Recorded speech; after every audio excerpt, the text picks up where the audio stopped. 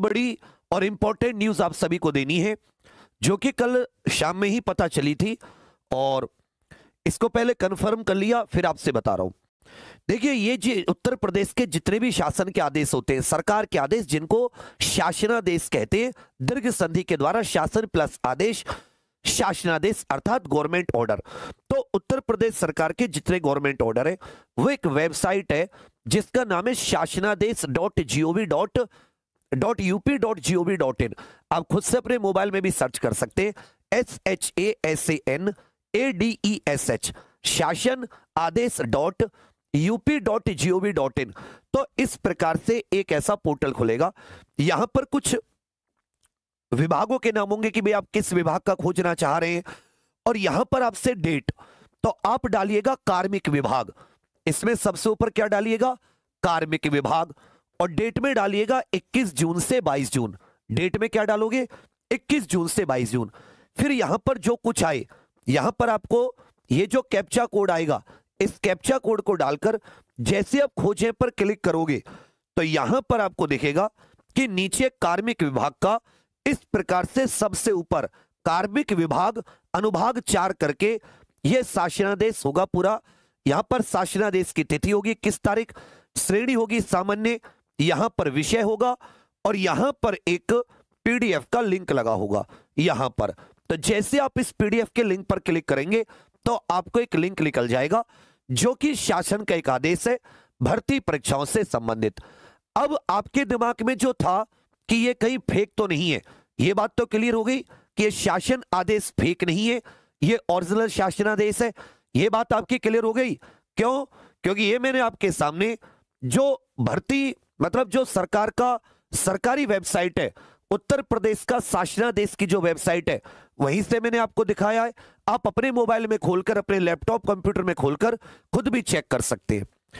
फिर जब आप इस पर जाते हैं तो इसमें जो बता रखा है, ये जो अपर मुख्य सचिव है डॉक्टर देवेश चतुर्वेदी जी, इन्होंने जितने भी उत्तर प्रदेश के भर्ती या चयन बोर्ड होते हैं, जैसे अपना लोक सेवा आयोग, यूपी SSS अधीनस्थ सेवा चयन आयोग, उत्तर प्रदेश पुलिस भर्ती प्रोन्नति बोर्ड, विद्युत सेवा आयोग, शिक्षा सेवा चयन आयोग, जितने भी हैं उन सबको भेजा गया है। और इसका विषय क्या है? इसका विषय है प्रदेश के विभिन्न भर्ती आयोग चयन बोर्ड के चयन प्रक्रिया को पारदर्शी एवं सुचितापूर्ण ढंग से कराए जाने संबंधी दिशा निर्देश। तो कि पेपर को लीक होने से कैसे रोका जाए, और जो भर्ती परीक्षाएं हैं, अलग अलग भर्ती बोर्ड या चयन बोर्ड जो इनको कराता है, उसको और कैसे पारदर्शी और लीक प्रूफ बनाया जाए, उसको लेकर ये कुछ दिशा निर्देश हैं। फिर यहां पर दिशा निर्देश दे रखे हैं, 3 में दे रखा है परीक्षा केंद्रों का चयन, आगे देखोगे ऐसे 4 में दे रखा है परीक्षा केंद्रों के चयन हेतु निम्नलिखित मानक, 5वें पॉइंट में दे रखा है कौन से और बिंदुओं का ध्यान रखा जाए परीक्षा केंद्रों से संबंधित, 6 पर दे रखा है परीक्षा प्रणाली के लिए एक एजेंसी के साथ साथ अलग अलग 4 एजेंसी हो। फिर आपको 7वें नंबर पर जब आओगे तो प्रश्न पत्रों की तैयारी दे रखी है, इसमें चलते रहना, और यहां पर आप 7.8 पर पहुंचना। किस पर पहुंचना? 7.8 वाले नंबर पर। यह आपका इंपॉर्टेंट है, इस पर ध्यान दीजिएगा क्या लिखा हुआ है। 4 लाख से ऊपर अभ्यर्थियों हेतु 2 टियर, और फिर इसको स्पष्ट किया गया है कोष्ठक में, विराम चिन्ह आप हिंदी में पढ़ते हो कि किसी चीज को स्पष्ट करने के लिए, किसी कठिन शब्द का अर्थ स्पष्ट करने के लिए ब्रैकेट में उसको देते हैं कोष्ठक में। तो 2 टियर को इन्होंने यहां पर 2 स्तरीय, 2 लेवल, ये यहां पर ऑलरेडी मेंशन किया है। परीक्षा अनिवार्य किया जाए, परीक्षा अनिवार्य का मतलब है कंपलसरी। अब कोई भी आप समझदार हो, 12वीं तो कम से कम आपने की होगी, 10वीं 12वीं, स्कूल कॉलेज कहीं ना कहीं गए होगे। अगर तुम लोग दीवार स्कूल के बैकग्राउंड में नहीं पढ़े होगे, स्कूल में घुसे होगे, क्लास में बैठे होगे, तो अपनी बुद्धि लगा सकते हो। इसमें क्या लिख रखा है कि यदि किसी में 4 लाख से ऊपर अभ्यर्थी होते हैं, अगर कोई भर्ती आई उसमें फॉर्म की संख्या 4 लाख से ऊपर होने की संभावना है, तो उसके लिए 2 टियर परीक्षा अनिवार्य की जाए। 2 टियर का मतलब है प्री और मेंस, समझ गए मेरी बात? जिसे साथ ही आप टियर 1 टियर 2 भी कह सकते हैं, टियर 1 टियर 2 भी कह सकते हैं, लेवल 1 लेवल 2 भी कह सकते हैं, प्री मेंस भी कह सकते हैं, 2 स्तर की परीक्षा, और यहां पर अनिवार्य किया जाए। अगली लाइन में देखो, इससे कम संख्या पर भी 2 टियर परीक्षा का विकल्प चुना जा सकता। अगर 4 लाख से कम अभ्यर्थी हैं तो भर्ती बोर्ड के ऊपर है कि वो भी इसको चुन सकता है। समझे मेरी बात?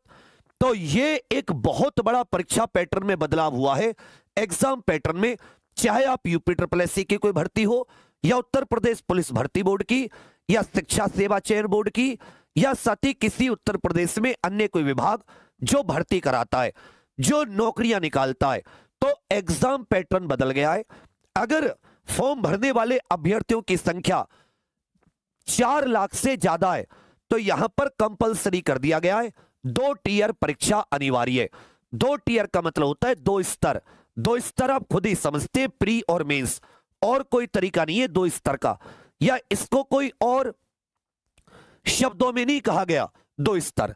अब आपके सामने की जो उत्तर प्रदेश पुलिस भर्ती बोर्ड निकालता है, क्या उसकी भी? तो ये उसके लिए भी है, क्योंकि ये जो भेजा गया है आप देख लेना खुद ही। मैं फिर से आप सभी को बताऊं, जो लोग लेट देख रहे हैं, कि ये शासनादेश जो है ये गवर्नमेंट की वेबसाइट से है, www.शासनादेश.up.gov.in डालना। तो और यहां पर जब आप तारीख कार्मिक विभाग डाल के 21 से 22 तारीख डालोगे, सर्च करोगे, तो सबसे ऊपर आ जाएगा कि प्रदेश के विभिन्न भर्ती आयोग चयन बोर्ड के चयन प्रक्रिया को पारदर्शी एवं सुचितापूर्ण ढंग से कराए जाने संबंधी दिशा निर्देश दिए जाने के संबंध में। यहां पर इसमें पीडीएफ लगा हुआ है, जैसे खोलोगे ऐसा पीडीएफ है, और ये सबको भेजा गया है। जितने भी भर्ती बोर्ड इत्यादि है उत्तर प्रदेश में, उन सबको, इसमें उत्तर प्रदेश पुलिस भर्ती बोर्ड भी है, इसमें यूपी SSSC अधीनस्थ सेवा चयन आयोग का अर्थ है यूपी SSSC, सब में। अब बहुत से साथी इसको फेक बता रहे थे, ये बात तो क्लियर हो गई, ये फेक नहीं है। और इसमें आप जब खुद पढ़ोगे तो नीचे 7.8 वाले पर पढ़ना, ये जो 7वां पैरा है, 7वां पैरा के पॉइंट नंबर 8 में, तो आपको स्वयं समझ में आ जाएगी। यहां पर क्लियर लिखा हुआ है कि यदि कहीं 4 लाख से ऊपर अभ्यर्थी हैं तो उनके लिए 2 टियर अथवा 2 स्तरीय परीक्षा अनिवार्य किया जाए। इससे कम पर भी हो सकती है, परंतु यहां 4 लाख से अधिक पे ये अनिवार्य है, कंपलसरी है। अब आप कहोगे उत्तर प्रदेश में अगर कोई भी नौकरी निकले तो 4 लाख फॉर्म तो उससे ज्यादा भरे जाएंगे, ये तो गारंटी है। तो इसका मतलब सरकार क्या कर रही है, ये प्री प्लस मेंस व्यवस्था लागू कर रही है, चाहे नौकरी छोटी हो चाहे नौकरी बड़ी हो, यदि फॉर्म की संख्या 4 लाख से ज्यादा है। ये अभी इस डॉक्यूमेंट में लिखा हुआ है, ये डॉक्यूमेंट गवर्नमेंट का है, उत्तर प्रदेश सरकार का है। आप खुद भी मैंने बता दिया वेबसाइट, अब वहां जाके सर्च कर सकते हैं। देखो बच्चा, कोई अखबार की न्यूज आएगी या सरकार की, तो मेरा दायित्व बनता है कि मैं तुम लोगों तक पहुंचाऊं, समय से पहुंचाऊं। उसके लिए मुझे एक वीडियो बनानी पड़े 1000 वीडियो। जब मैं पेपर लीक के ऊपर वीडियो बनाता था ना, कि ये हर चीज दिखाता था, एक भी कहने नहीं आता था। जब भूखे प्यासे हॉस्पिटल में एडमिट हुए, मर जाते, तुम में से किसी को फर्क नहीं पड़ता। और मैं अगर कोई न्यूज आती है उसके ऊपर भी वीडियो बनाते, तो जब के नहीं कहता जाके चीज लो मत लो, तो भी कुछ लोग हैं जिनको पता नहीं क्या फत होती है। ये असली खबर है, और ये गवर्नमेंट की वेबसाइट से, मैं अपने घर से प्रिंटिंग प्रेस नहीं लगा रखी। जब 12-12 घंटे ओरिजिनल क्लास लेने का शौक है, मुझे शौक नहीं है, लेकिन न्यूज आएगी तो नहीं दूं क्या?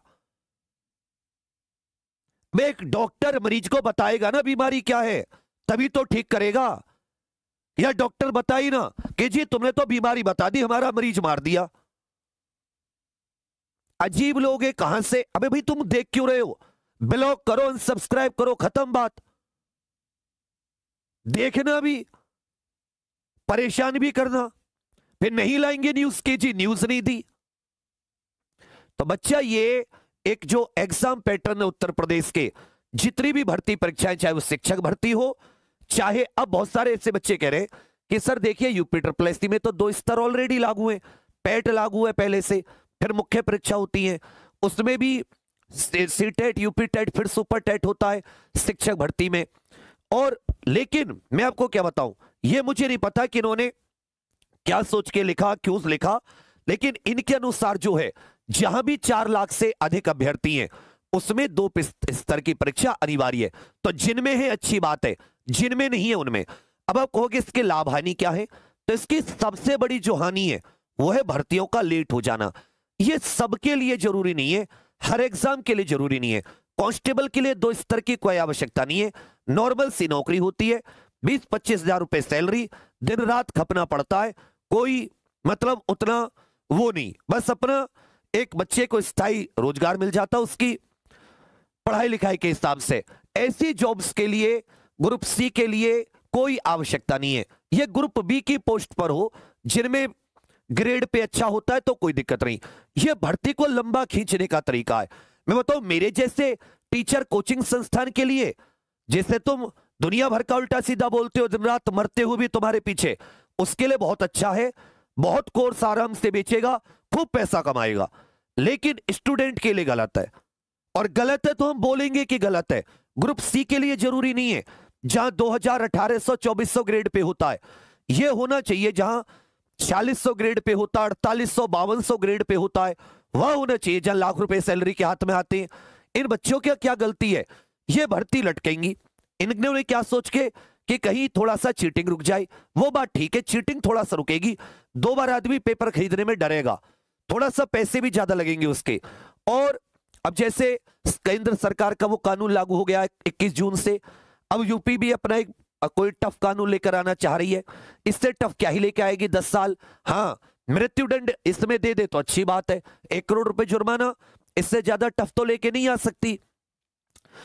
तो मतलब लेके भी आ सकती है, सरकार के ऊपर है, पर मोटे तौर पर इनका जो उद्देश्य है वो थोड़ा सा मतलब चीटिंग को थोड़ा सा कम करने का। और दूसरी तरफ आप देखोगे तो भर्ती खींचेगी, तो इसका पॉजिटिव भी है, इसका नेगेटिव है, मैंने दोनों बता दिया।